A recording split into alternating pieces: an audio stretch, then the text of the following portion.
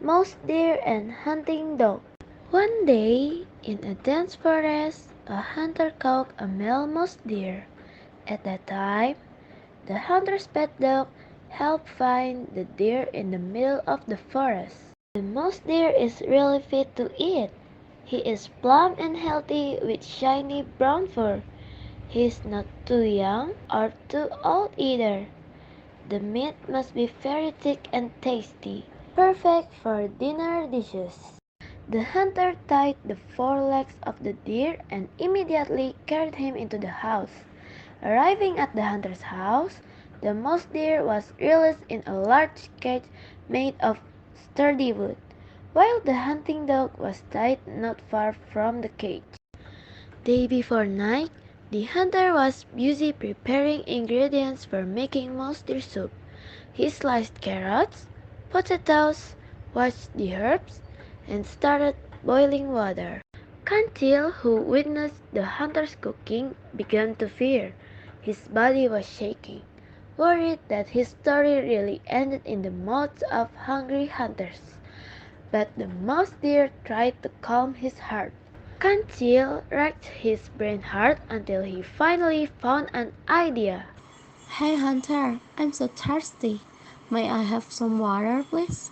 Do not talk too much. I will cook you soon. You don't need drinking water. Well, you are mistaken. If I lack water, my meat will be thick when cooked. Very thick and not good to eat. Juicy meat is certainly more tender and tasty. The hunter was silent to hear the words of the mouse deer, while the deer still did not give up seducing him from behind the wooden cage. Ah, I have an idea, Hunter. Please give me your soft-boiled water. Let me drink the broth that has been seasoned. The seasoning must have seeped perfectly into all part of my flesh. Come on, give me just a few spoonfuls of the broth. The hunter finally melted too. He gave a few spoonfuls of soup that was being cooked to the mouse deer. The hunter's pet dog, which had been asleep, apparently did not hear the conversation between the deer and the hunter. When he opened his eyes, he only saw his master feeding the mouse deer with soup. After giving the mouse deer a drink, the hunter went out of the house for a while to pick up vegetables in the garden. He began to invite the hunting dogs to talk. Oh, strong dog, how long have you faithfully followed your master the hunter? I've been nurtured this beard.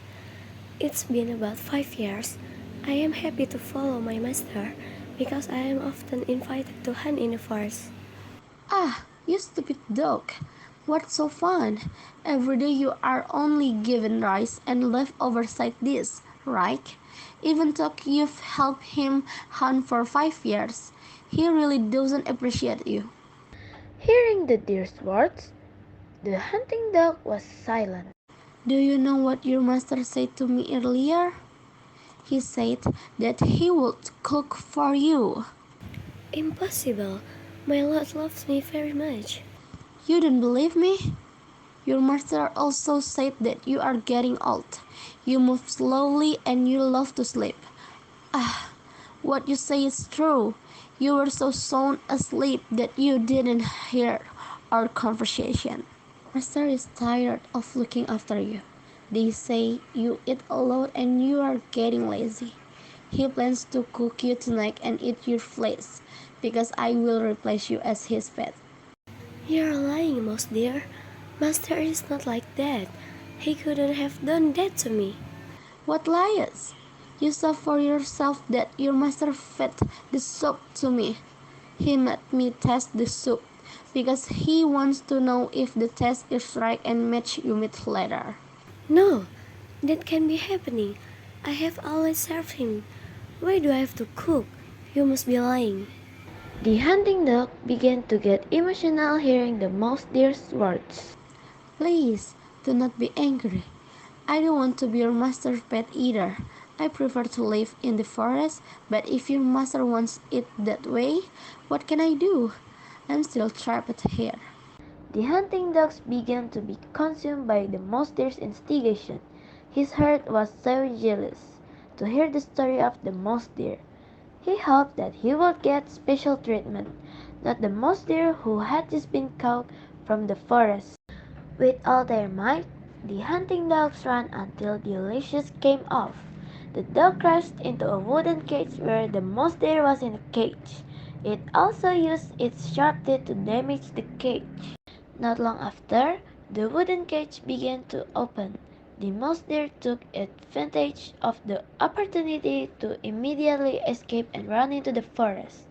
When the hunter entered the house, he found the mouse deer had run away because the wooden cage was broken. There was only his pet dog sitting exhausted in the wooden cage. The hunter lost his dinner ingredients. Hunger and mounting emotions finally turned the hunter's eyes. He took a large piece of wood from the kitchen and hit his pet dog repeatedly. The exhausted dog did not fight its master. He didn't know why his master was so angry with him. For him, his master was still the best, the one who took care of him since he was born. He just curled up while howling in pain when his master kept hitting his head with a large piece of wood, until finally the dog couldn't take it anymore and died with his head covered in blood.